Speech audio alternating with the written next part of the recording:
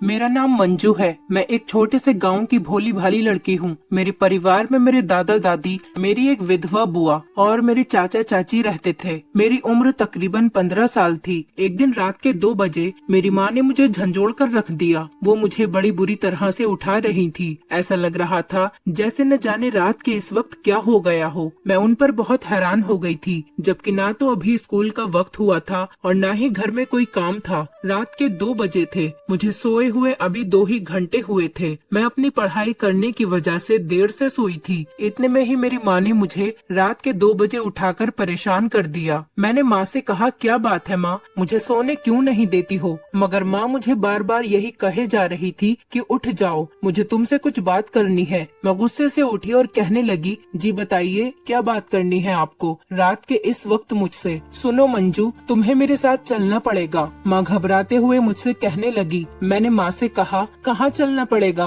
वो भी इस रात के वक्त? मुझे बहुत नींद आ रही थी। मैं अपनी आंखें बराबर मल रही थी। माँ कहने लगी, चुप करो, धीमी आवाज में बात करो, ज्यादा तेज बोलने की जरूरत नहीं। तुम्हें अभी इसी वक्त मेरे साथ चलना होगा, वरना तुम सारी उम्र मेरी शक्ल देखने को तरसती रहोगी। मैं माँ की ये सारी बातें सुनकर होश में आ गई। अब तो मेरी नींद भी उड़ चुकी थी। मैंने माँ से कहा, आप कैसी बातें कर रही हैं? आखिर क्या हुआ है? माँ ने मुझसे कहा, ज्यादा बातें मत करो और तुम मेरी माँ बनने की कोशिश भी मत करो। मैं तुम्हारी माँ हूँ, तुम मेरी माँ नहीं हो जो मुझसे इतने सवाल जवाब किए जा रही हो। अगर चलना चाहती हो तो जल्दी से उठकर खड़ी हो जाओ, अपना सामान पैक करो और मेरे साथ चलो, वरना दोबारा तुम मुझे देखने को भी तरस जाओगी। फिर रहना अपनी दादी और अपनी बुआ के साथ, जो तुमको इंसान ही नहीं समझती। तुमने देखा है उनका व्यवहार तुम्हारे साथ कैसा रहता है। मैं इन सब बातों से तंग आ गई हूँ। अब चलो, अगर मेरे साथ चलना चाहती हो तो जल्दी से उठ जाओ। माँ की बात सुनकर मैं काफी सहम गई थी। आप लोग तो इस बारे में जानते ही हैं, हमारे समाज में औरतों पर कितनी पाबंदियां लगाई जाती हैं और मेरी माँ इन सब पाबंदियों को खत्म करके मुझे अपने साथ लेकर न जाने कौन सी जगह लेकर जा रही थी। लेकिन मुझे बस अपनी माँ की फिक्र हो रही थी। मैं जानती थी कि मेरी माँ मुझसे बहुत प्यार करती है। किसी तरीके से भी मैं अपनी वजह से अपनी माँ को दुख नहीं पहुँचाना चाहती थी। इसलिए मैं तैयार होकर अपनी माँ के साथ खड़ी हो गई। मेरी माँ ने एक सफेद चादर ली और उससे खुद को अच्छी तरह से ढक लिया और एक चादर माँ ने मुझे दी और कहने लगी कि तुम भी अपने आप को ढक लो। उसके बाद हम धीरे धीरे दोनों अपना सामान उठाकर घर से बाहर चलने लगे। माँ ने मुझसे कहा था, किसी तरह का शोर मत करना, किसी को हमारे बारे में पता नहीं चलना चाहिए। और हम पीछे के दरवाजे से घर के बाहर चले गए। मैं माँ से कहने लगी, माँ आप में इतनी हिम्मत कैसे आ गई कि आप रात के इस वक्त यहाँ से अकेले निकल रही हो? जब हम घर का दरवाजा खोलकर जा रहे हैं तो जरूर किसी न किसी को सुबह होते ही हमारे बारे में पता चल ही जाएगा। माँ आपको तो किसी बात की भी परवाह नहीं है कि वो लोग हमारे बारे में क्या सोचेंगे। माँ मुझे कहने लगी, जब हम लोग ट्रेन में बैठ जाएंगे तब मैं तुम्हें सारी बात बता दूंगी। हम लोग जैसे तैसे छुप छुप कर रेलवे स्टेशन की तरफ गए और वहाँ जाकर नजीबाबाद की ट्रेन में बैठ गए। मैंने माँ से वही सवाल दोबारा दोहराया। माँ कहने लगी, क्या तुम्हें पता है जिस दुनिया में तुम जा रही हो वहाँ पर हम दोनों महफूज रहेंगे? मैंने माँ से कहा, आप तो ऐसे कह रही हो जैसे मैं कोई पेड़ से गिरा हुआ फल हूँ। माँ गुस्से में कहने लगी, चुपचाप बैठी रहो, तुम्हें तो कोई बात समझ ही नहीं आती। मैंने माँ से कहा, माँ अब तो मुझे बता दो कि हम लोग कहाँ जा रहे हैं। माँ मुझसे कहने लगी, तुम्हें नहीं पता मंजू, तुम्हारी बुआ ने क्या कर रखा था?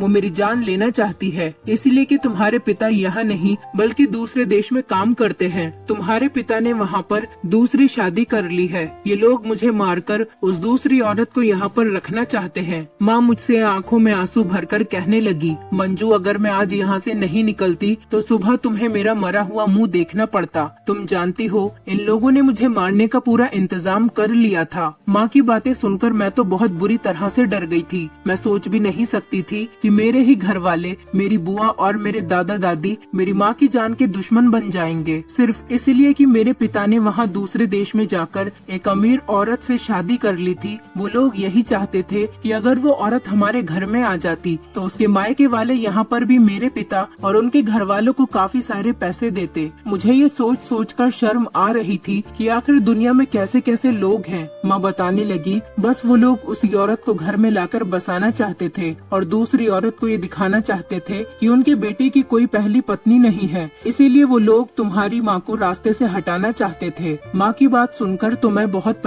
लगभग 8 घंटे का सफर तय करने के बाद हम लोग नजीबाबाद पहुंच चुके थे। फिर हमने स्टेशन से एक ऑटो पकड़ी। उसमें माँ और मैं बैठकर न जाने कौन सी जगह चले गए थे। माँ ने रिक्शे वाले को एक पता बताया और कहने लगी कि हमें इसी पते पर छोड़ना। सुबह के 11 बज चुके थे। हम एक घर के पास आ गए थे। ये घर काफी पुराना लग रहा था, लेकिन बहुत बड़ा भी था, जबकि आसपास काफी और भी घर थे। मगर उस घर की बात ही कुछ और थी। वो घर बहुत बड़ा था। मैंने माँ से पागलों की तरह कहा, माँ क्या ये हमारा घर है? माँ मुझसे कहने लगी, पागल हो गई हो क्या? तुम्हारे पिता ने कभी इतना पैसा नहीं भेजा कि मैं इतना बड़ा घर भी खरीदने के बारे में सोच सकूं। बस मैंने अपने थोड़े जेवर गिरवी रख दिए। अब उन्हीं के साथ हमें गुजारा करना है। इस घर को मैंने देख लिया है। मेरी एक सहेली इसी शहर में रहती है। उसकी मदद से मैंने ये घर किराए पर लिया है। अब हम लोग इसी घर में रहेंगे और मैं तुम्हारा इस शहर के सबसे बड़े स्कूल में एडमिशन करवाऊंगी। मेरा सपना है तुझे डॉक्टर बनाना। तुझे मेरे सपने को जरूर पूरा करना है। माँ की बात सुनकर मैं बहुत खुश हुई थी। मैंने माँ से कहा, जी माँ, मैं आपका सपना जरूर पूरा करूंगी। फिर एक दिन हमारे घर में अजीब सी बात हुई। मैं कॉलेज से घर आई। उस दिन मैं कॉलेज से छुट्टी लेकर आ गई थी। उस दिन मुझे अपनी तबीयत कुछ ठीक नहीं लग रही थी। मैं जैसे ही छुट्टी लेकर घर आ गई, मगर घर का दरवाजा खुला देखकर मैं चौंक गई थी। मैंने अंदर झांक कर देखा तो माँ बैठी हुई थी। माँ के साथ कोई उम्रदार औरत और एक आदमी भी वहाँ पर मौजूद था। उन्हें देखकर तो ऐसा लगता था कि वो माँ के जानने वाले तो नहीं, बल्कि ये लोग तो कोई और ही लग रहे थे।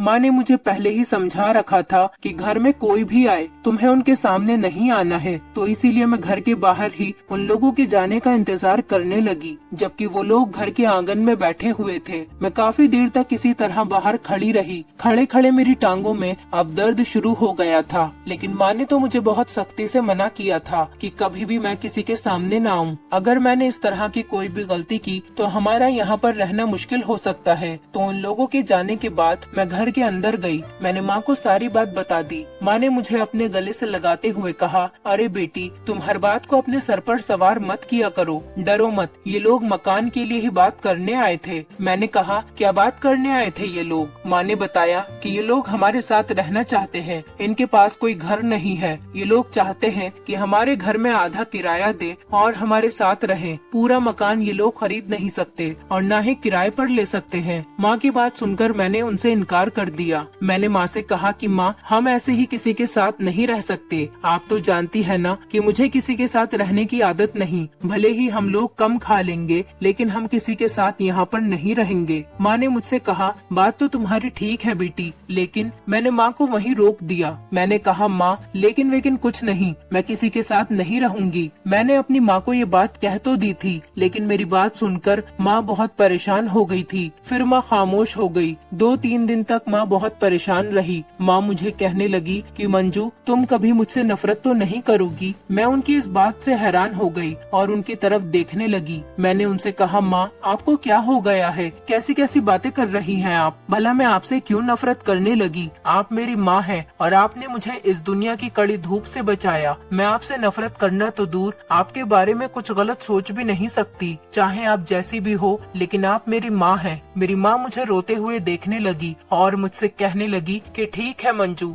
मुझे पता है तुम कभी भी नहीं बदलोगी, और अगर तुम बदल गई तो मैं उसी दिन इस घर को छोड़कर चली जाऊंगी। मैंने माँ से हंसते हुए कहा, क्या हुआ माँ, आप मुझे धमकी दे रही हो? मेरी बात पर माँ चुप हो गई थी, मगर मुझे उनकी आंखों में एक परेशानी नजर आ रही थी जो वो मुझे बता नहीं पा रही थी। फिर एक हफ्ता गुजर गया और माँ ने मुझे एक और खबर सुनाई। उन्होंने मुझसे कहा कि मंजू, मैं घर के बीच में पर्दा लगाना चाहती हूँ, लेकिन हमें उन लोगों को इस घर में जगह देना बहुत जरूरी है। मैंने माँ से कहा, क्यों माँ, आखिर ऐसी भी क्या मजबूरी है? हमारे पास पैसों की इतनी भी कमी नहीं कि आप इस मकान को आधा आधा करो। आप उस मकान मालिक को समझा क्यों नहीं देती? माँ ने मुझसे कहा, बेटी, तुम्हारी बात बिल्कुल ठीक है। हमारे पास ईश्वर का दिया सब कुछ है, लेकिन फिर भी हमें उन लोगों को इस घर में जगह देनी ही पड़ेगी। मकान मालिक मेरी बात सुनने को तैयार नहीं है। अब मैं माँ से क्या जिद कर सकती थी? आखिर वो भी उस मकान मालिक से मजबूर थी। कुछ दिनों से मैं एक बात नोटिस कर रही थी कि हमारे घर में काफी अच्छी तरह तरह की पकवान बन रहे थे।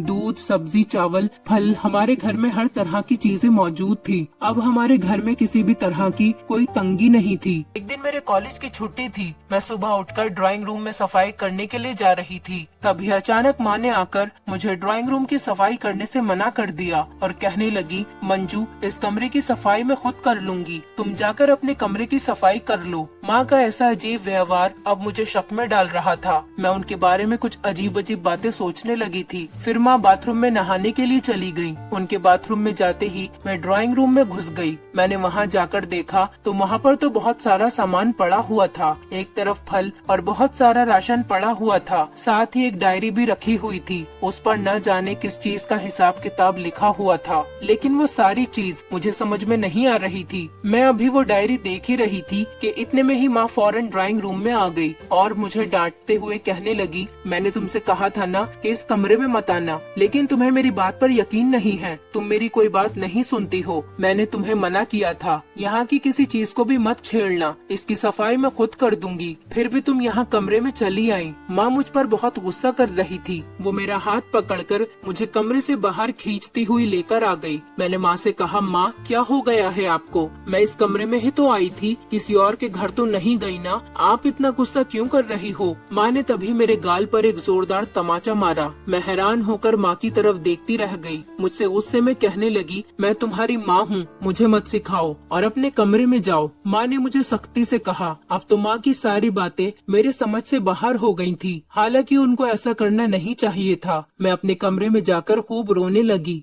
माँ ने कुछ दिन के बाद घर के बीच में पर्दा लगा दिया था। मैंने माँ से पूछा, ये क्या है? तो वो कहने लगी कि मकान मालिक ने सख्ती से कह दिया है कि इस घर में एक और किराएदार भी हमारे साथ आकर रहेंगे। मैंने माँ से कहा, माँ आपने उस मकान मालिक से ये नहीं कहा कि हम उसको पूरे मकान का किराया देते हैं, तो फिर क्यों इस घर में कोई और आकर रहेगा? माँ कहने लगी, मैंने उस मकान मालिक को बहुत समझाने की कोशिश की थी, लेकिन वो मान ही नहीं रहा। उसने मुझसे कहा कि तुम चाहो तो किराया आधा कर सकती हो, मगर ये लोग इसी घर में रहेंगे क्योंकि ये उस मकान मालिक के रिश्तेदार हैं। और वैसे भी मोहल्ले वालों का कहना है कि वो अजनबी लोगों को अपना मकान किराए पर नहीं दे सकते, इसलिए वो उन लोगों पर भरोसा करके उनको हमारे घर में ही रखना चाहता है। मैंने माँ से कहा, उसके रिश्तेदार यहाँ आ ही क्यों रहे हैं? जहाँ पर रहते हैं वहीं रह सकते हैं। माँ मुझसे कहने लगी, बेटी ये उनका आपसी मामला है, अगर ये घर हमारा होता तो हम इसमें अपने हिसाब से रह सकते थे, जबकि ये किराए का मकान है तो हम इसमें कुछ नहीं कर सकते। खुश हो गई।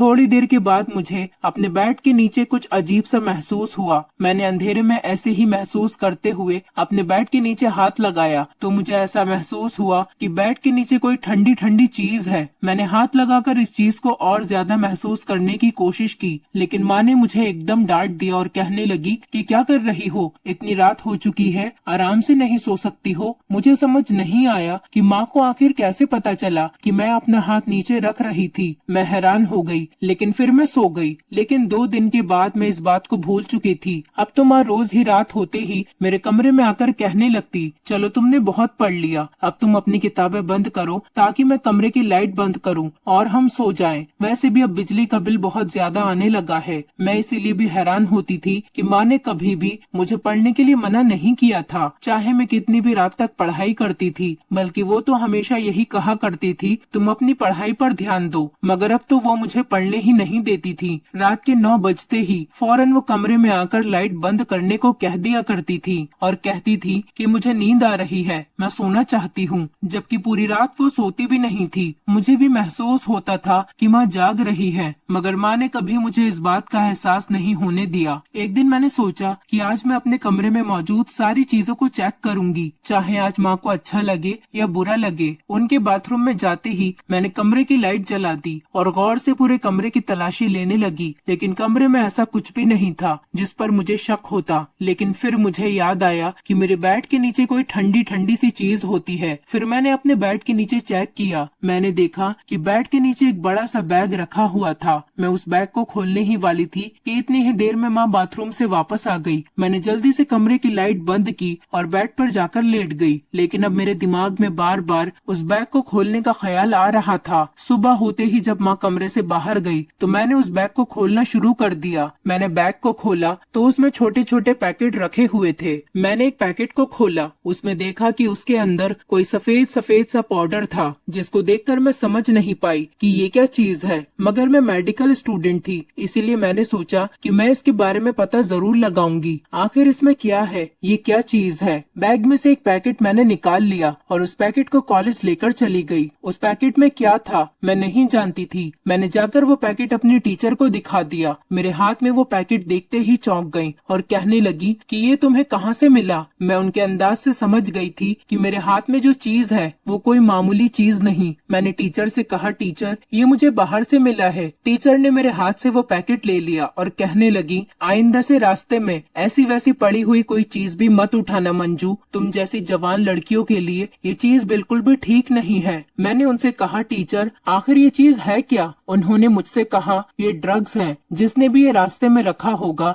जरूर वो इंसान इस चीज का नशा करता होगा, वरना कोई आम आदमी नशा नहीं करता। मैं अपनी टीचर की बात सुनकर हैरान रह गई और घर जाते ही माँ के सामने जाकर खड़ी हो गई। मैंने माँ की तरफ देखते हुए कहा, माँ मेरे बेड के नीचे उस बैग में क्या रखा है? माँ कहने लगी, नहीं तो उसमें तो कुछ भी नहीं है। मैंने माँ से कहा, अब आपका झूठ और दिन नहीं टिक सकता, मुझे पता है उस बैग में ड्रग्स हैं। माँ ने घबराकर मेरे मुंह पर हाथ रख लिया और कहने लगी, क्या कह रही हूँ मंजू, पागल हो गई हो क्या? ये लोग सुन लेंगे। इसीलिए तो मकान मालिक को हम पर शक हो गया है कि मैं ये नशा बेचती हूँ। तभी तो उस मकान मालिक ने इन लोगों को इस घर में रखा है ताकि ये हम पर नजर रख सके। और तुम आकर सारा भांडा फोड़ रही हो और चीख चीख कर अपने राज इन लोगों को बताना चाह रही हो। माँ की बात सुनकर मैं चुप हो गई। मैंने माँ से कहा, माँ मगर आप ऐसा काम क्यों करती हैं? क्या आप भी नशा करती हैं? माँ ने मुझसे कहा, नहीं नहीं मंजू, मैं नशा नहीं करती। ये नशा नहीं, ये एक दवाई है। ये दवाई बहुत कीमती है, फिर भी लोग इसको खरीदते हैं। मैं इसे बेचती हूँ और इसी से पैसे कमाती हूँ। क्या करती बेटी, मुझे तेरी पढ़ाई का खर्च भी तो उठाना था। मैं अगर तेरी शिक्षा के बारे में नहीं सोचती तो मुझे ये सब कुछ करना नहीं पड़ता। मैं माँ से कहने लगी, माँ आप मेरी पढ़ाई का बहाना मत बनाओ। आपने अपने घर हर तरह का ऐशो आराम इकट्ठा करने के लिए ही ये सब कुछ किया है। मैं ये बर्दाश्त नहीं कर सकती कि मेरी माँ गैर कानूनी काम करे और गैर कानूनी काम करके ही पैसा कमाए। मैं अपनी माँ से बहुत नाराज हूँ। अब मैंने कॉलेज जाना भी छोड़ दिया। मैंने अपनी माँ को 5 दिन का समय दिया। अगर वो इस काम को छोड़ देती है तो मैं उनके साथ इस घर में रहूंगी, और अगर उन्होंने इस काम को नहीं छोड़ा तो मैं घर को और माँ को छोड़कर चली जाऊंगी। माँ मेरी इस धमकी से काफी डर गई थी। उनका कहना है कि अगर ये गैर कानूनी काम करना बंद कर दिया तो मेरी पढ़ाई भी रुक जाएगी। लेकिन मैं नहीं चाहती कि मेरी माँ की बदनामी हो, लोग उनको गलत समझें। अगर इस दुनिया को पता चल गया तो मेरी माँ की बहुत बेइज्जती होगी। अब आप लोग ही बताइए कि मैं अपनी माँ के साथ क्या करूँ?